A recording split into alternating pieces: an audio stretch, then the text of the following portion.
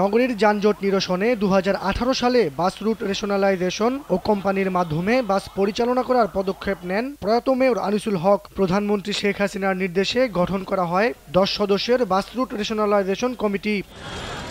দীর্ঘ ২ বছর পর্যালোচনার পর গেল ১০ নভেম্বর প্রতিবেদন জমা দেয় কমিটি। প্রতিবেদনে সুপারিশ করা হয় চলমান ২৯১টি রুটের বদলে ৪২টি রুট ও ২৫০০ বাস কোম্পানির প্রায় ৩০,০০০ পরিবহনের পরিবর্তে ২২টি কোম্পানির ৯,০২৭টি গণপরিবহন পরিচালনা করা গেলে কমিয়ে আনা সম্ভব নগরীর যানজট সমস্যা।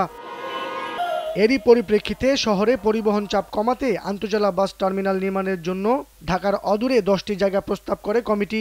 বুধবার সরজমিনে পরিদর্শন শেষে গ্রহণযোগ্যতার ভিত্তিতে ভাটুরিয়া, হেমায়েতপুর, কেরানীগঞ্জের তেঘুরিয়া ও কাঁচপুর স্পটকে প্রাথমিকভাবে নির্বাচন করা হয়েছে বলে জানান mayor Sheikh Fazlinur Taposh. Bus terminal আমাদের কার্যকর নেই, সবকিছু মিলিয়ে সামগ্রিকভাবে একটি শৃঙ্খলা নিয়ে আসার জন্যই আমাদের এই কার্যক্রম চলমান আছে, যাতে করে ইনশাল্লাহ আমরা আগামী বছরের মধ্যেই একটি সুনির্দিষ্ট রূপরেখার আওতায় আসতে পারি এবং কাজগুলো আরম্ভ করতে পারি।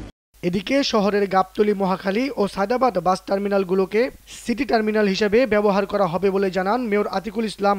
এতে শহরের পরিবহনে শৃঙ্খলা ফিরে আসবে বলে মনে করেন তিনি। শহরের বাস শহরের ভিতরে চলবে এবং শহরের বাইরে যে ইন্টার ডিস্ট্রিক্ট বাস, এটা কিন্তু একটি জায়গায় এসে থেমে যাবে, তারা শহরের ভিতরে ঢুকতে পারবে না।